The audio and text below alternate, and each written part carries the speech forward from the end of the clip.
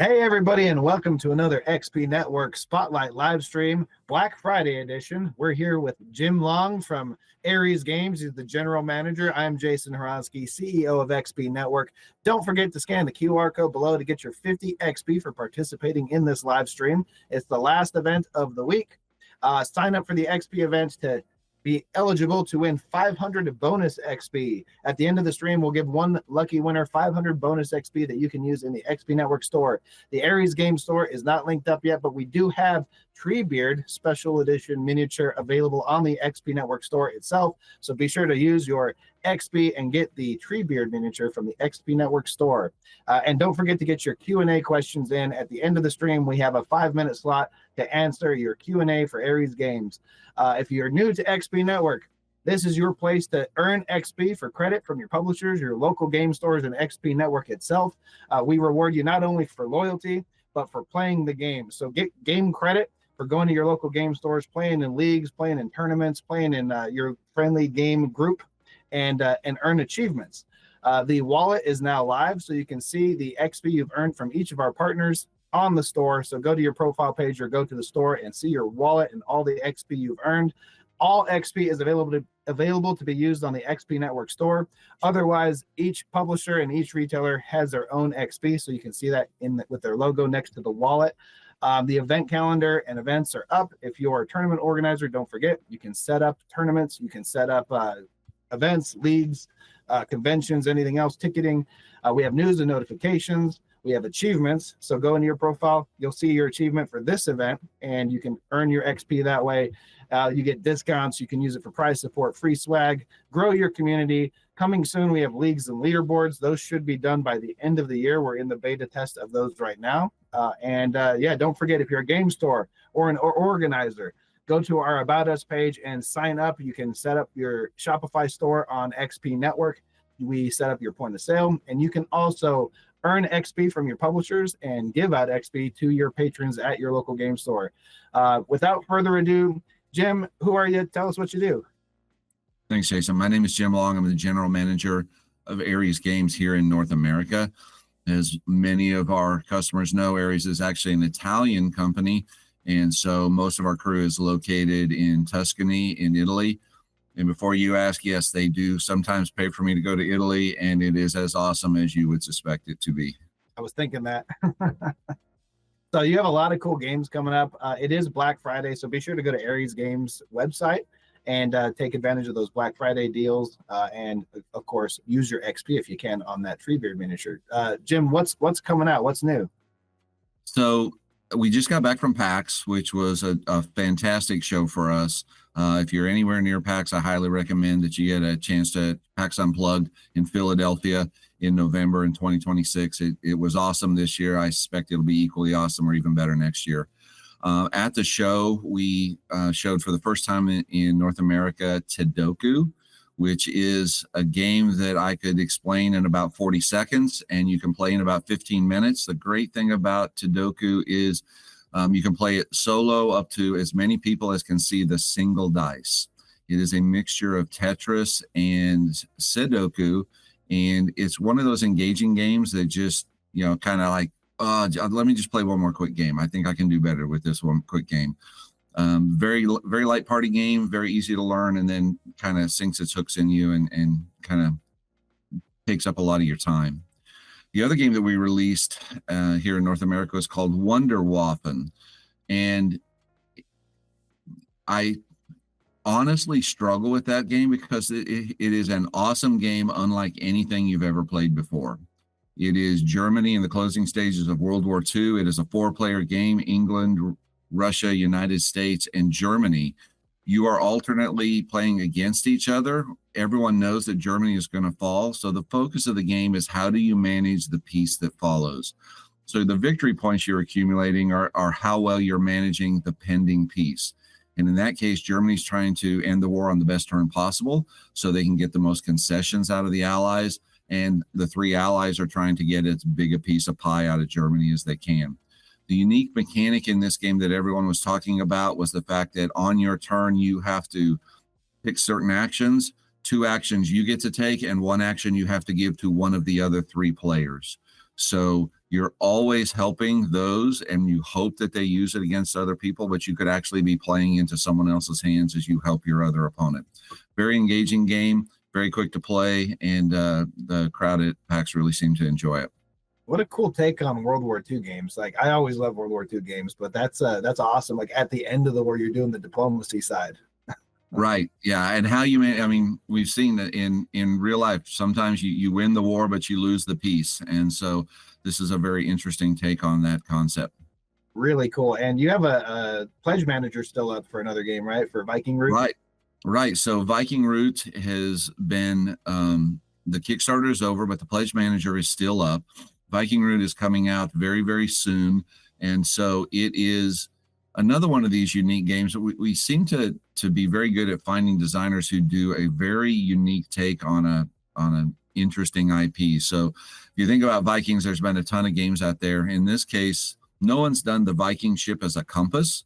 And so the object of the game is to solve Viking problems, which are frost giants, fire giants, sea serpents, giant wolves, those kind of things. So it is a cooperative game where you're sailing in a ship, and your ship is represented by a compass on the board. Around the edge of the board are ravens with magnets in them. So as you move the ravens, you actually move the compass and where it thinks north is, and that's how your ship moves. So you're trying to complete quests to finish the scenario by moving ravens, interacting with monsters, and trying to keep your ship off the rocks. Highly engaging. It's a game that if you enjoy the challenge of figuring out how to get things done when the board can shift on you, this is an awesome game. And some great miniatures, some great art in this game that goes along with a really strong mechanical. That is such a creative mechanic. Do you remember who the designer was for that one? Because that's like a crazy cool way to design a game. You caught me off. No, you caught me. Yeah, well, whoever it was, shout outs to that game design and putting magnets into the game to actually adjust so cool, adjust the compass.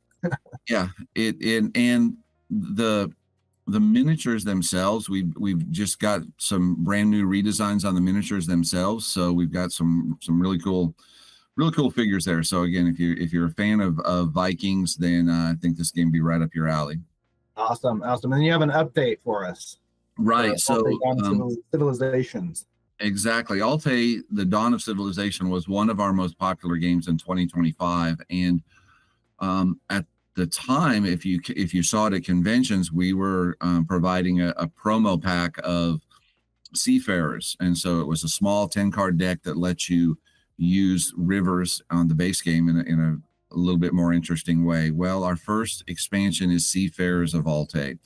And the Seafarers expansion comes with a map, a fifth race, and new technologies, new people that you can hire. And so it adds a whole lot of waterways. So there are boats, there are crewmen, there are sailors, there are lighthouses you can build, etc. That provides a completely different tactical challenge. If you think of Altair on a scale of 1 to 5, maybe Altair is only a 2. So it's not a hard game to learn. The fun of the game is in the strategic decisions you make as you're building your deck and you're trying to take over land. Seafarers adds maybe a 0.25 or maybe a 0.3, adds a tiny little bit of difficulty, but in exchange for that, you get a completely different experience from a tactical point of view, because you used to be able to secure the edges of your land. With the oceans, that's much, much, much harder, because boats can make your back line suddenly become your front lines, and what you thought was safe suddenly becomes vulnerable. So it adds a whole new challenge to the game without a whole lot of new rules to have to understand, which is always awesome. Amazing. And then you have quite a few game updates. You have Mega Empires as well, right? Yes. So Mega Empires is on a rainy Saturday or a snowy weekend, just you and 18 of your best friends playing a game for 14 or 15 hours. That's kind of the legacy of Mega Empires. It was initially launched back in the 80s as Civilization from Avalon Hill, and it's grown over the course of time. Ares is the proud publisher of Mega Empires West and Mega Empires East, which talks about the ancient civilizations on the east and west side of the Mediterranean. And those games have been out for a bit now. And at the time that we got the publishing rights, we knew they were already working on the Far East, China, Vietnam, Southern Mongolia, Japan, Korea.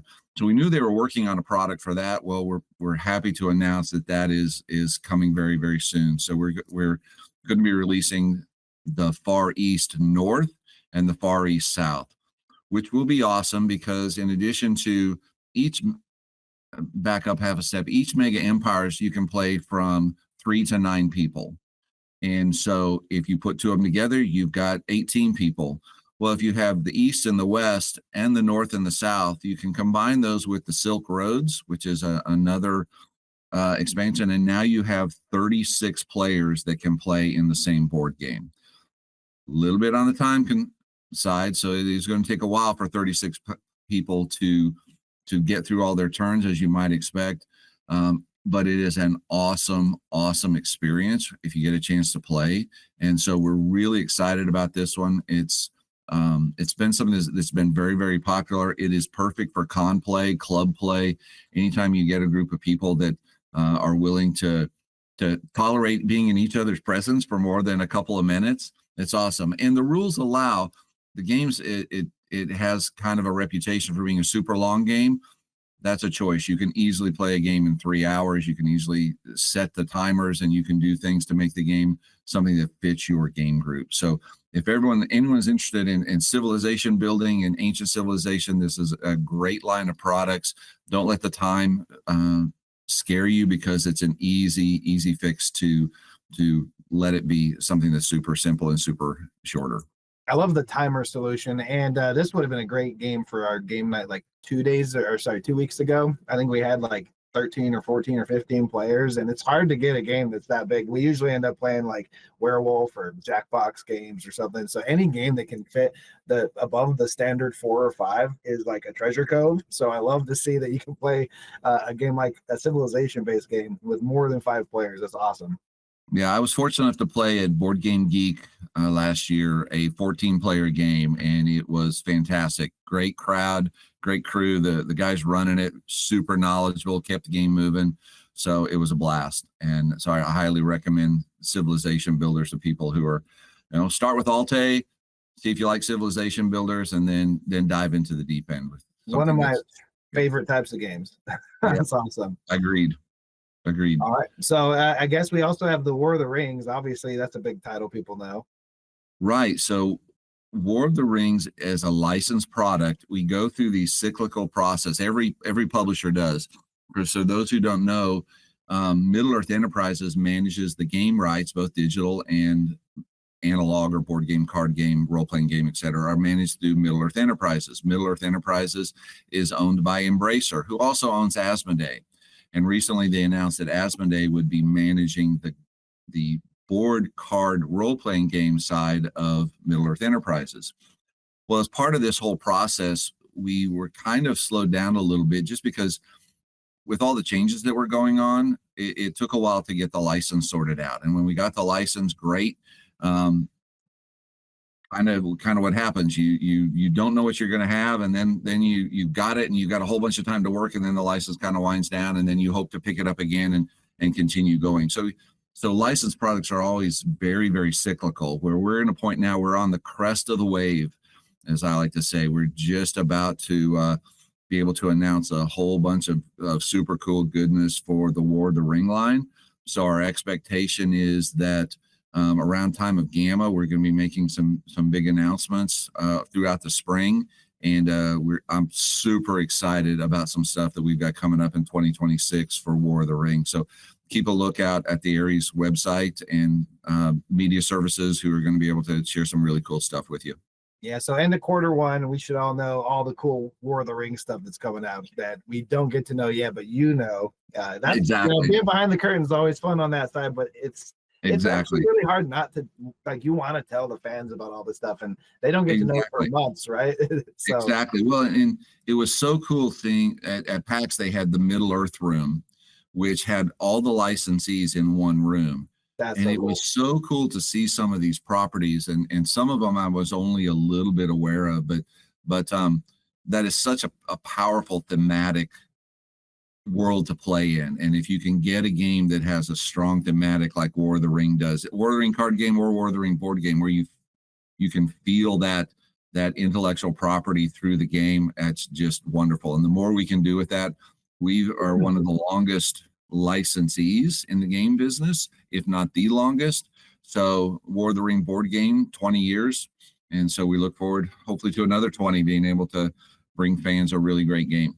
That's amazing. I'm going to tangent for a second on the licensing front. So back when I was doing the Jasco Games thing for over a decade, we licensed all kinds of products. And yeah, I definitely understand the license cycle and keeping these things alive and renewing licenses and beating your time limits and all that stuff.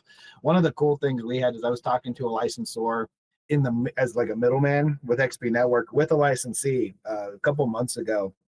And one of the things we do on the XP Network side is we can link what's called an SDK to video games and app games. So it connects the digital games from the licensor to the licensee's physical product. So you can earn XP in a video game and use it to buy t-shirts or hats or games or toys or whatever as DLC product as credit from playing your favorite video game. So it kind of connects that dot. That's our goal, is obviously XP Network. We're trying to put everything together in one big network. And that was a really exciting meeting to be in the middle of both of those, where it's like the licensor realizes, oh, eureka, we can, get more royalties this way. And while the fan is engaged in the IP they love, they can just get it immediately, get the product immediately. And the licensee is like, well, that's what we've been wanting this whole time. We're paying licenses mostly for the advertising. It's in the game world, sometimes it's for fun because we love these IPs more than most people. Right. I mean, but at the end of the day, you got to make enough money to live indoors and at least have 2 meals a day. And so we want to do a valuable product. We want to do a product that people love, but the more people that love our product, the more meals we get to have. And so, and the more product we get to produce. And so hopefully at the end of the day, we find a fair balance between doing a great product at a fair price to as many people as want to experience the product. And in areas, one of the things we pride ourselves on is we feel very strongly that if you play our products, you're going to love them. And if you don't love them, we say this to people at convention all the time, please keep your money in your wallet. Play our products, see if you like them. And if you like them, buy them. If you don't like them, spend that money on something else. We'd rather have you spend money on a game you love than say, oh man, I spent $40 and I don't love this game. And now I kind of like wonder, does Aries do good product? Because I didn't like this one game. And we have a huge catalog of games. And so if you didn't like that one, we don't want you to feel burned. We want you to love the stuff that we do, because we try really hard to make great games for a variety of folks. That's absolutely right. Like, just searching your website, you guys have so many different types of game products. They're all really, really good games. There are publishers out there with a catalog like close to yours, but the quality of your games is top notch. So really cool stuff. Yeah, definitely. Well, thank you. Black Friday, this is your chance to get that catalog. And if it is something you want to do, spend the money and try out some really, really good games from Aries. You also mentioned you have some partnerships you want to talk about. Yeah, so one of our longer partnerships is with a company called Grigling Games. And for those who don't know, Grigling Games is Ian Brody, who is the designer of the Quartermaster General line, and he is also the designer of War of the Ring card game, and just AAA designer. He's fabulous and very, very insightful about how the properties and the topics that he chooses to do games about. So he last year released through us the Quartermaster General Southfront, which was the first Quartermaster General tactical game. So it was, I'm sorry, I said Southfront, but I meant Eastfront, Eastfront, which was the Russian front. Just this year, we released Southfront, which is North Africa. Coming in 2026, we will have Westfront, which is basically Europe and France. The cool thing about it is, so you've got each of these is a standalone 2-player game. Southfront is the most recent one, is getting great feedback from fans of what it does and how it uses the QMG system in kind of a cool way. You can, when these boards are put together, they create a map of Northern Africa, Europe, all the way into Asia. And so when Westfront comes out next year, you'll be able to take all 3 of these games, put them together, and make a giant 6-player tactical World War II game that is card-driven, easy rules to learn because you've been playing them, on the smaller setting. Now you have a large game where you can play with 6 players, where you're spending your time not fighting the rules, but focusing on the choices you make to try to win World War II. So that's super cool. We'll look forward to having the continued success with Southfront and with Westfront coming up. We also have 2 new partnerships in 2025 that are continuing in 26. One is with an Italian company called Tabula. And for most North Americans, they don't know Tabula because they are primarily an Italian company, an Italian publisher with some sales into Europe, mostly in Germany. And we were able to work with them in partnership to bring them to North America. So that opens up their whole catalog to us. And they've got a dozen games that are absolutely wonderful, really, really interesting, that most folks in North America have never had a chance to play. I'll highlight 2 of them right now. One of them is called Ikion, Ikion, and the other one is Misthea. They're heavier games in that they pass the weight test. Every gamer knows what the weight test is. You pick it, okay, yep, that's worth the money because it's got a lot of stuff in it. The cool thing about these 2 games is that they're set in the same fictional universe. So you kind of see some parallels of what's going on, but you can take components from these 2 games and you get a free 3rd game. Oh, wow. So you get 3 games for the price of 2, which I just think is super clever how they've done that. And it's very, very engaging how they've taken the components and combined them in a really interesting way to make a game that doesn't feel like it's a derivative of one of the other games. It feels like it's its own game. So that's super cool. So we're starting to bring the Tabula products over, and we'll continue to bring that over in 2026. The other company we're working with is Albi. And Albi is, again, another publisher that has great reputation in Eastern Europe.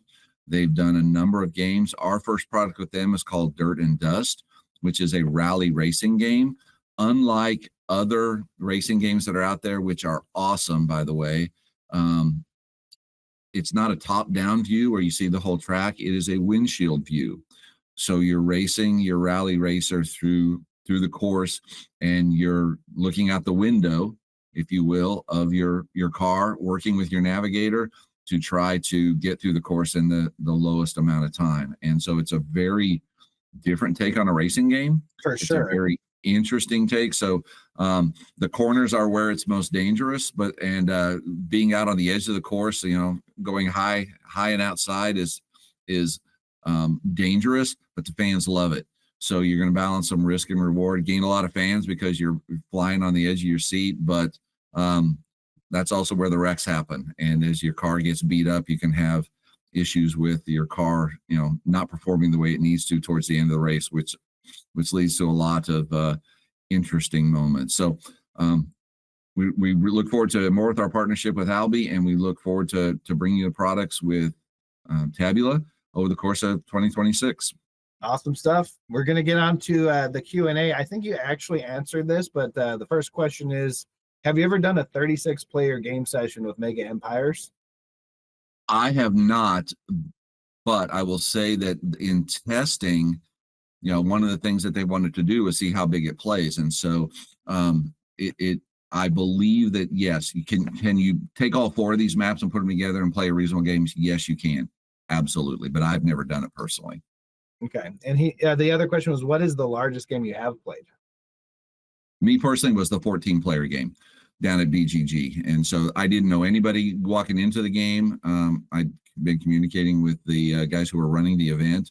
So we went in there. Three of the players had never played the game before. So we did a quick teach the rules session and just jumped right into it. And like I said, it was awesome. So what a fun thing. Yeah, gaming is so cool to bring people together like that. I love the big games too. Next question, does Jim have a single favorite game from the Aries Games line? And if he had to pick one? It would be War of the Ring.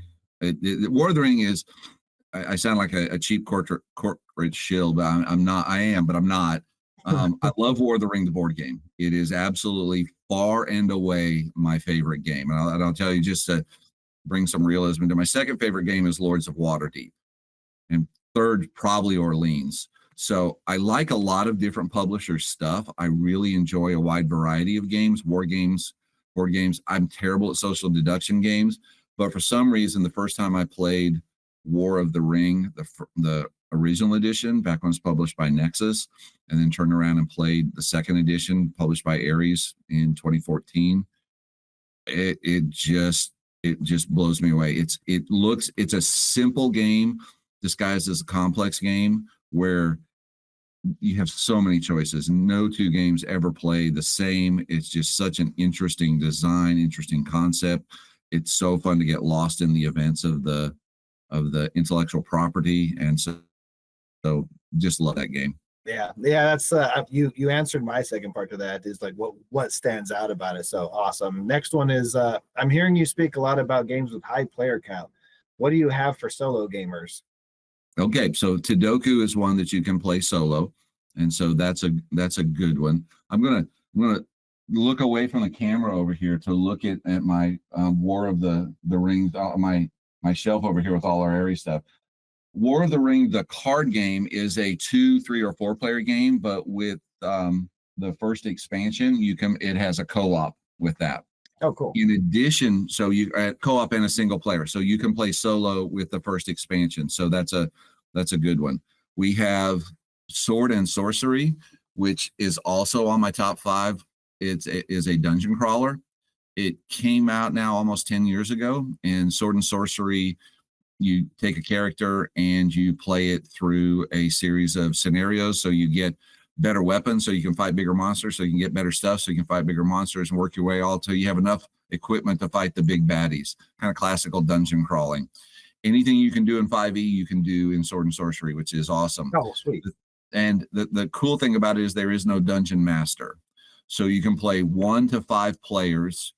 And so it's a really great solo experience because the cards themselves, the monsters are being driven by, when the game was developed, we called it AI. Right now, I'm not sure we can call it AI because everyone has a different expectation, but it is a logic track that every monster uses. Every monster is different, and to tell them what to do based on the tactical situation on the board. So you're constantly solving tactical battle situations with an AI that will have the monster behave in ways that will keep you challenged. Love that game as well. Beautiful. Well, we're coming up on the wheel spin for the bonus 500 XP for the Ares XP. Don't forget to scan below to get entered in to win that. Just because you're viewing doesn't mean you're just going to automatically be entered. You have about 30 seconds to enter.